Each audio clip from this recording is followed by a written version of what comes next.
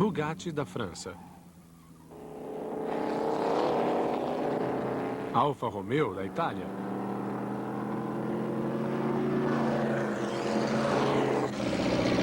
E Bentley da Grã-Bretanha.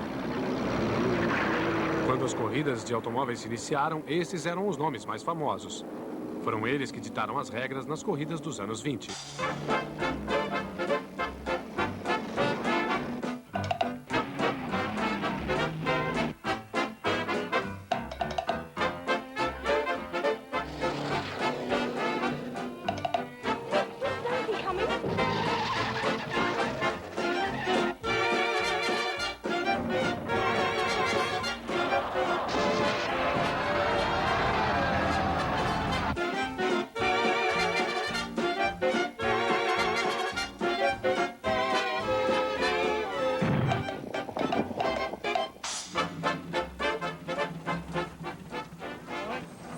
No período entre as duas guerras, o autódromo de Brooklands, em Surrey, era a sede das corridas na Grã-Bretanha.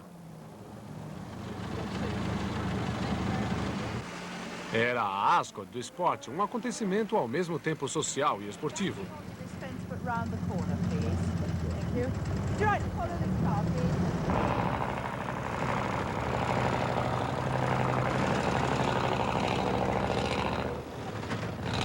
Hoje em dia, no velho box, os proprietários dos carros veteranos ainda se encontram para conversar sobre seus belos carros.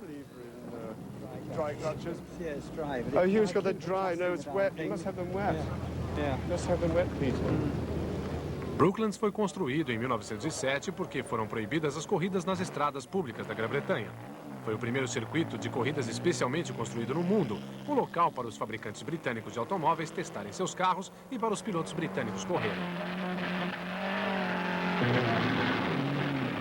O circuito de concreto era rápido, competir nele exigia mais coragem que habilidade.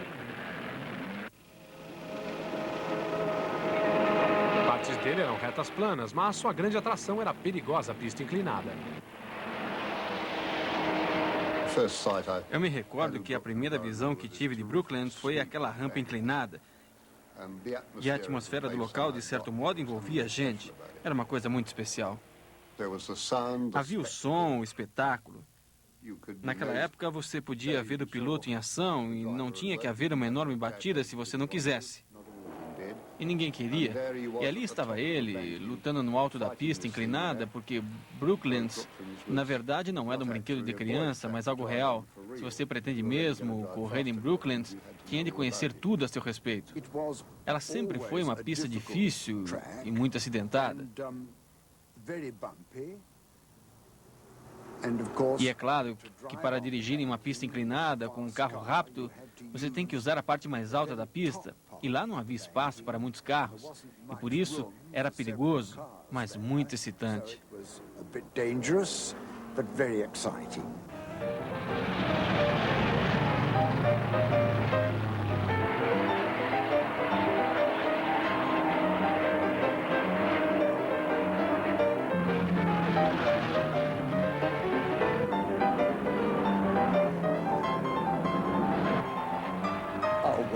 Bem, você tinha que ficar com os olhos grudados na pista, sabe? Estar seguro sobre a força G.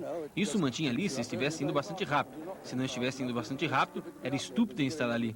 Porque você está no caminho de todo mundo e isso provocou muitas vezes momentos difíceis, quando os carros mais lentos iam para a parte mais elevada da pista e as pessoas que realmente estavam indo rápido, que precisavam de todo o espaço possível, não conseguiam obtê-lo, porque algum lerdo estava no local mais alto do que devia. Bem, eu vim para Brooklands em 1933, quando Whitney Strayed e eu ainda estudávamos em Cambridge. E voamos de Cambridge para cá, não podíamos ter carros em nosso primeiro ano em Cambridge, mas podíamos ter aviões.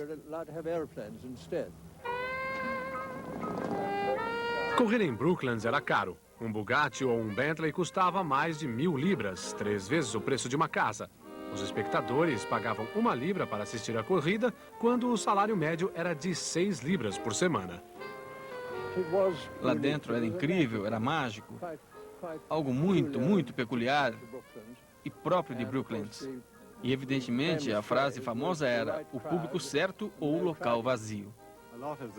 Muitos dos nossos pilotos também importantes eram pilotos de aviões e tanto pilotavam aeronaves quanto dirigiam carros.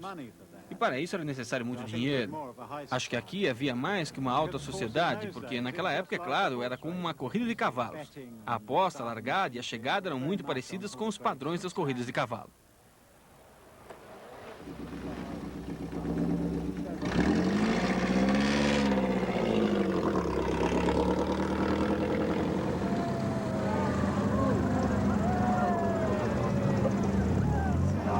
Na época, Brooklands era o único lugar da Grã-Bretanha em que havia corridas de automóveis. Lá era difícil o acesso das pessoas comuns. Os admiradores das corridas da época conversavam no estilo confiante da elite.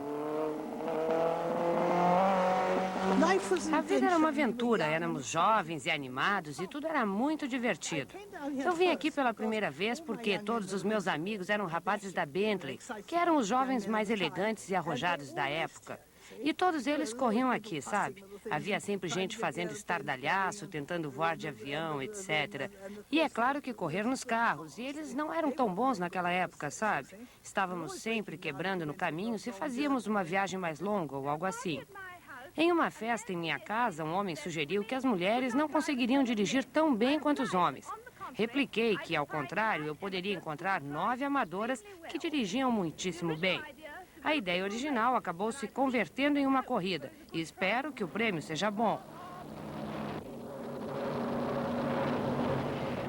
Lady Clifford e eu estávamos muito contentes por termos vencido em nossa pequena MG. Foi muito divertido e acho que provamos que as mulheres podem dirigir tão bem quanto os homens.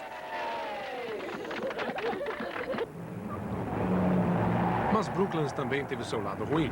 O último evento da temporada de 32 foram as 500 milhas de British Racing Drivers Club. Entre os carros mais velozes estavam um dos favoritos dos Bentley Boys. Eles o chamavam de o velho número 1.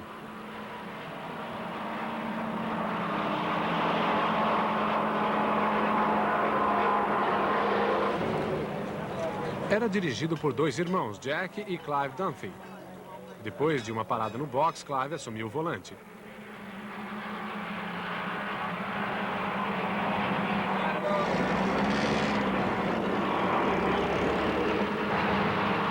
Logo, ele estava correndo a 120 milhas por hora na pista inclinada, indo bem para o alto para ultrapassar os carros mais lentos. Então...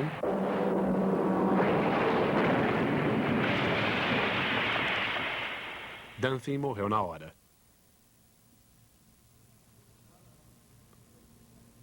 Brooklands era único, mas essa singularidade manteve a Grã-Bretanha afastada do polo principal das corridas de automóveis e impediu o desenvolvimento dos carros de corrida.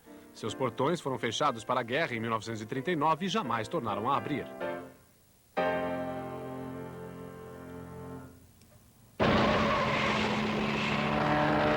Na Europa, ao contrário, as corridas eram realizadas em estradas públicas. Eventos como o Grand Prix da França eram extremamente populares. Os carros eram mais conhecidos pelos nomes dos fabricantes do que pelos pilotos. Tinham uma fórmula de construção baseada no tamanho do motor. A corrida estava mais ligada às condições de uma estrada comum e isso beneficiava o projeto do carro. O Grand Prix da França de 1922 foi uma batalha de 6 horas entre a Bugatti da França e a Fiat italiana. Ambas as equipes tinham carros novos. A Fiat venceu e dominou o Grand Prix nos 2 anos seguintes.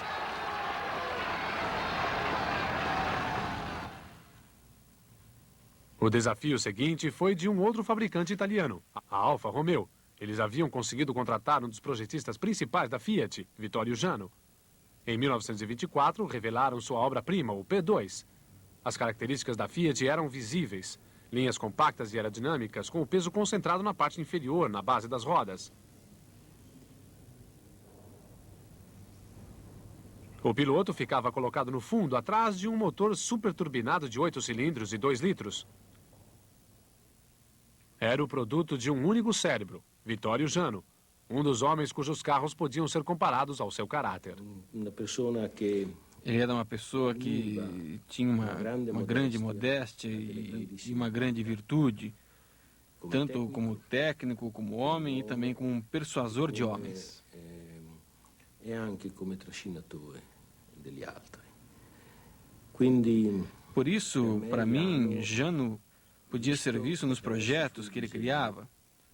Era realmente uma pessoa de grande valor e o seu P2 é a evidência material disso.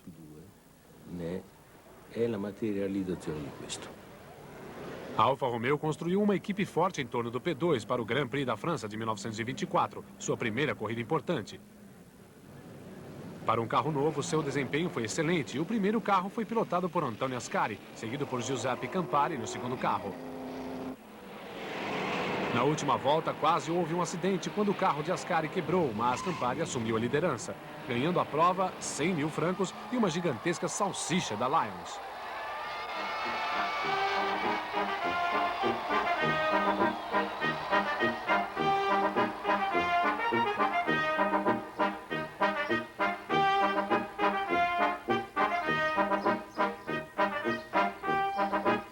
O P2 manteve a equipe da Alfa Romeo na liderança por 2 temporadas.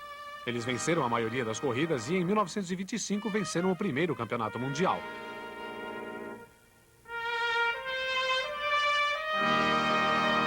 Em 1925 foi um ano difícil para o automobilismo. Com medo de que os carros estivessem se tornando velozes demais, a Federação Automobilística reduziu a dimensão do motor de 2 para 1,5 litros. O P2 estava fora de linha. Diante dos gastos de construção de um carro completamente novo, a Alfa Romeo saiu do páreo. A Fiat já havia saído. Acabava assim a hegemonia italiana.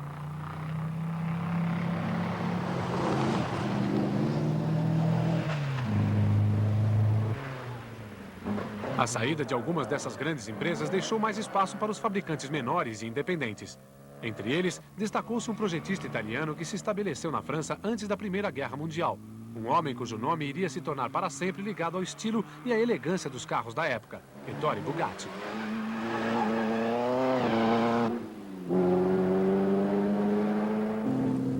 Foi um de seus carros, o modelo 35, que na época ajudou a mudar o esporte.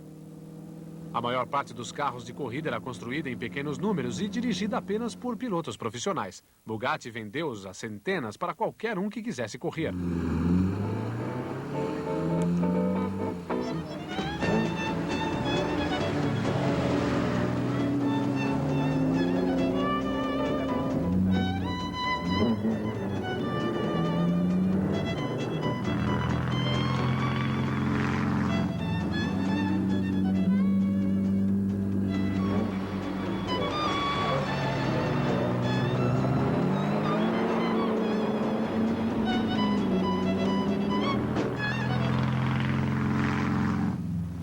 Com mais carros e mais pilotos, o automobilismo expandiu-se.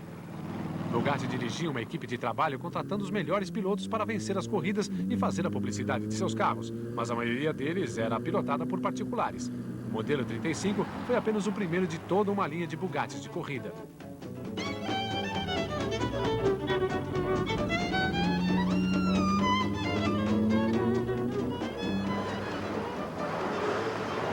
O modelo 35 causou um completo rebuliço quando fez a sua estreia no Grand Prix da França em 24. O que primeiro chamou a atenção foi a sua aparência, seus radiadores diferentes e suas rodas de alumínio.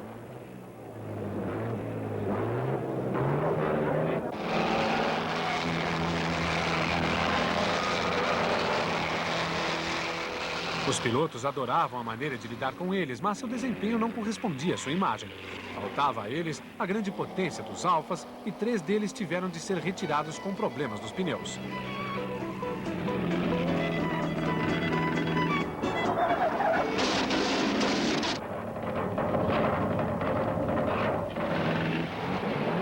Uma carreira ilustre partiu de um mau começo, mas em poucos anos as Bugattis dominaram as corridas europeias. O carro certo num período de mudanças. Aumentou o número dos chamados Grand Prix e as cidades da França e da Itália, ansiosas para obter lucros com sua popularidade, organizaram suas próprias corridas locais, que realizavam sem qualquer restrição. Bugatti adequava seus carros para corresponder às necessidades dos pilotos que queriam correr nelas.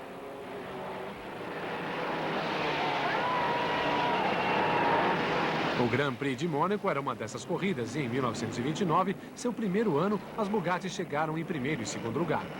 Foi o mesmo no segundo ano, 2 Bugattis na frente, um carro da equipe, pilotado por Louis Chiron, e um carro inscrito particularmente, dirigido por René Dreyfus. A única coisa ruim foi que eu quase esfolei minhas mãos. Fiquei com um monte de bolhas e foi muito doloroso. Durante a corrida eu não senti nada, pois só tinha uma coisa na mente: vencer. Comecei lutando com o Chiron, competindo com ele parando no box, e eu o ultrapassando, e ele depois tendo algum problema com seu carro. E finalmente, depois de uma luta enorme, eu venci a corrida. Dreyfus foi pilotar para Ettore Bugatti e veio a conhecê-lo muito bem. Trabalhar para a Bugatti era algo excepcional. Eu competia para outros fabricantes, mas Bugatti era o chefe, é verdade, le patron. Quando vencíamos, ele nos oferecia um grande jantar em sua casa, maravilhosamente servido. Nós éramos seus empregados, esta é a verdade, mas vivíamos mais com ele do que com qualquer outro chefe. Como todo mundo sabe, o Sr. Bugatti era um engenheiro. Mas não era apenas um engenheiro, ele era um gênio. O Sr. Bugatti possuía um estilo único. Ele vinha de uma família de artistas. Sabe que seu pai era escultor e seu irmão também era um ótimo artista? O Sr. Bugatti projetou sua própria fábrica. A fábrica Bugatti era um pequeno feudo. Era como sua cidade natal. Monshine era uma cidade de talvez 4, 5 mil pessoas. Não havia família na cidade que não estivesse envolvida com a Bugatti. Ele ensinou a maioria deles. Vinham para a fábrica muito jovens e ali ficavam um longo tempo. A primeira vez que fui até lá, fiquei impressionado com a beleza dos detalhes, das construções, as portas, as janelas, os portões, as grades. Obviamente, havia muitos artesãos naquela região antes da chegada de Bugatti. E o pequeno reino de Bugatti, onde ele vivia e mantinha seus hobbies de criar cavalos e fazer conhaque, e criar cães e fazer carruagens e suplementos automobilísticos, o que demonstra o fôlego do homem, a abrangência de seus interesses e entusiasmo.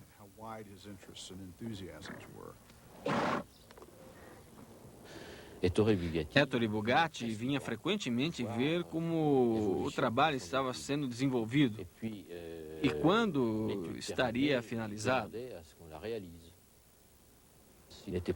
Pedia para ver o que havíamos feito. Se o que ele via não era exatamente o que havia imaginado, pegava uma lima, uma alavanca de partida ou alguma outra ferramenta e mostrava o que queria o operário. Eu não quero desse jeito, quero assim. Às vezes, nas oficinas, ele mesmo modificava as peças.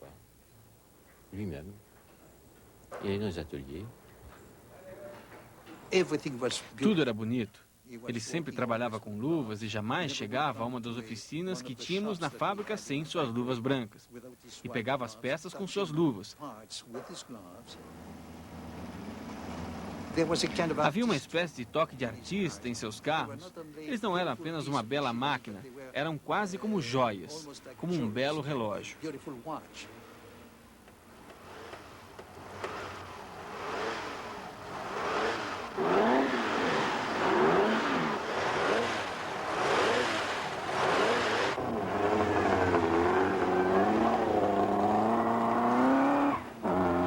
Bugatti era um perfeccionista. Ele também relutava em aceitar críticas e quando alguém sugeriu que ele melhorasse seus freios, disse: "Faço meus carros para correr, não para parar." Os freios não eram muito bons, não precisávamos dele, porque o carro andava tão bem que não precisávamos tanto dos freios quanto os outros precisavam. Mas esta era a única falha que você encontraria em seus carros. Eles eram um sonho, a precisão de direção era algo inacreditável, era fantástica. Ele era um artista, era um sonhador. Nunca conseguiu ganhar muito dinheiro. Aliás, ganhava tão pouco que, muitas vezes, quando estávamos prontos para pegar o nosso prêmio em dinheiro, ele estava tão duro que podia perguntar se aceitaríamos levar, por exemplo, um chassis ou um carro em vez do pagamento do prêmio. E nós aceitávamos.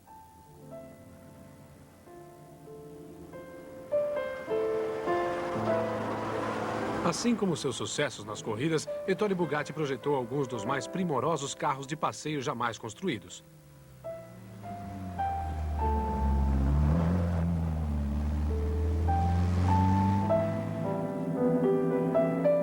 pista de corridas, os anos de glória de Bugatti estavam ameaçados. Houve um renascimento da Alfa Romeo. Vittorio Jano lançou seu modelo B, carro para um só passageiro de construção leve e potente.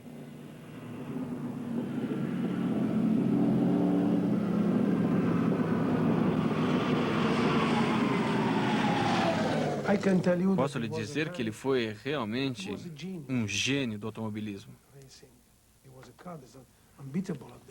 Era um carro imbatível naquela época, era muito moderno, especialmente do ponto de vista da suspensão e também do ponto de vista do motor. Sabe, o maior talento do Jano era para projetar coisas simples. Em minha opinião, isso é a melhor coisa que se pode fazer em um carro de corrida. Seu carro foi um grande exemplo de carro de corrida daquela época, possivelmente um dos melhores. Os novos Alfa conseguiram competir com os últimos Bugatti pela primeira vez no Grand Prix de Mônaco em 32. No circuito cheio de curvas, a velocidade era menos importante que a direção e o modelo B superou seus opositores nas curvas. Nas mãos de dois pilotos talentosos da época, Stasio Nuvolari e Rudolf Caracciola, as Alfas conseguiram o primeiro e segundo lugares. Bugatti foi derrotado em Mônaco, pondo fim a uma era.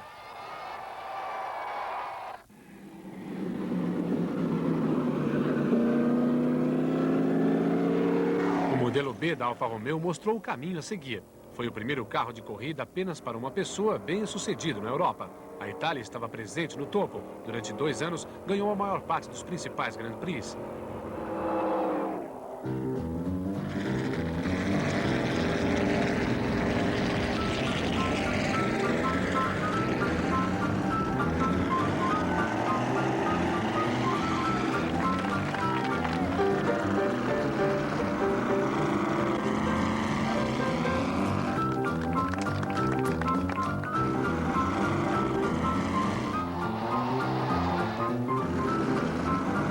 Os fabricantes franceses e italianos foram os responsáveis pela maioria dos carros de Grand Prix.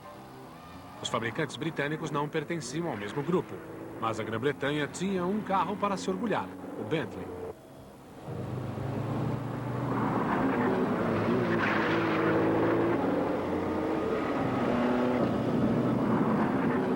Os Bentleys de corrida eram construídos à mão em uma pequena fábrica em Cricklewood. Assim como os Bugattis e os Alfa Romeos, eles incorporavam as ideias de um homem, Walter Orley Bentley, conhecido como W.O. W.O. era um verdadeiro cavalheiro. Era um homem de poucas palavras. Podia ser considerado, até certo ponto, convencido, mas isso não era totalmente verdadeiro. Ele era um cara legal, que falava com a gente de igual para igual, e era sempre receptivo às novas ideias. Ele havia trabalhado nas estradas de ferro, e por isso gostava da ideia de ter um motor grande e forte em seus carros. E por isso desenvolveu um motor de 4 cilindros, com força e tamanho descomunais. Este é um motor de 4,5 litros e somente 4 cilindros. Por isso é muito forte e não roda muito depressa. É um carro para toda a vida, se é possível classificar um carro desse modo, pois é um motor forte e robusto, que roda.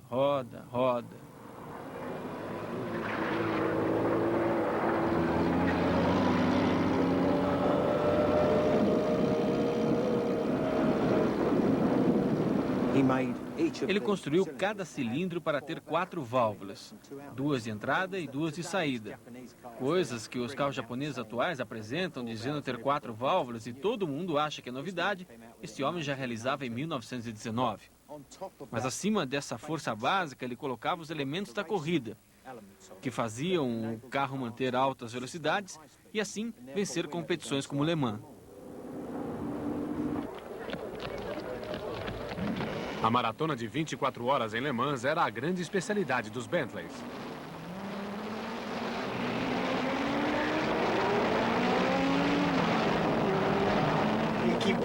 A equipe Bentley era composta de ingleses ricos que davam ao Sr. Bentley um monte de dinheiro para que ele construísse carros personalizados. Eles venceram Le Mans 5 vezes seguidas. Era uma equipe à parte, era um prazer observá-los chegar juntos, um atrás do outro, com seus grandes compressores. Os rapazes da Bentley venceram em 27, 28 e em 29 conquistaram os 4 primeiros lugares. Aqueles caras não estavam interessados em ganhar dinheiro. Eles já tinham montanhas de dinheiro. Mas estavam muito interessados em vencer corridas. E por isso competiam. Nós dois estamos muito contentes por termos vencido esta maravilhosa corrida e achamos que vocês todos são ótimos por falar tão bem da gente. Sim, concordo plenamente. Tudo o que eu quero agora é um drink.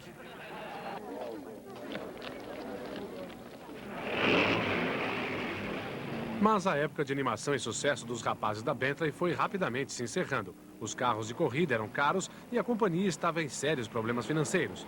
Eles venceram novamente em Le Mans em 1930. Os pilotos eram Glenn Kidston e Wolf Barnato, que esconderam os problemas que a companhia estava enfrentando atrás de uma máscara de confiança. Bem, não temos ninguém com quem competir, exceto nós mesmos. Foi apenas um passeio, não é verdade, Glenn? Isso mesmo.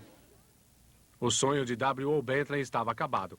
A companhia faliu e foi incorporada pela Rolls-Royce. Os Bentleys e os homens que os dirigiam agora faziam parte do folclore das corridas de automóveis. A companhia que construiu esses carros maravilhosos faliu por falta de fundos.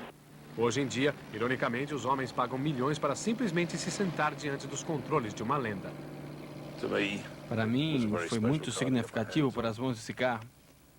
Ele venceu 500 milhas em Brooklands, fazendo uma média de 118 milhas por hora, que na sua época foi a média mais alta já alcançada em uma corrida de 500 milhas. Ainda quero dar uma volta com ele e tentar fazer com que ele atinja uma velocidade maior do que qualquer Bentley já atingiu na época de Brooklands, e acho que isso ainda é possível. Temos que aceitar Bugattis em museus, porque é lá que elas vão parar. Mas só há uma maneira de se manter realmente uma Bugatti viva. É que elas continuem sendo utilizadas e seus proprietários estejam preparados para retirar as peças gastas e substituí-las. Muitas pessoas vão sentir um enorme prazer em fazer elas próprias os reparos nos carros. Trabalhar neles pessoalmente. Isso já constitui metade do prazer. Bem, não há nada mais triste do que ver um carro em um museu, pois isso significa que há anos ele não é dirigido por ninguém. No caso dos carros de corrida, acho que dentro de certos limites, deve-se exigir deles o máximo. Devem poder funcionar no limite para o qual foram projetados. Devem ser capazes de fazer tudo o que se pode esperar deles.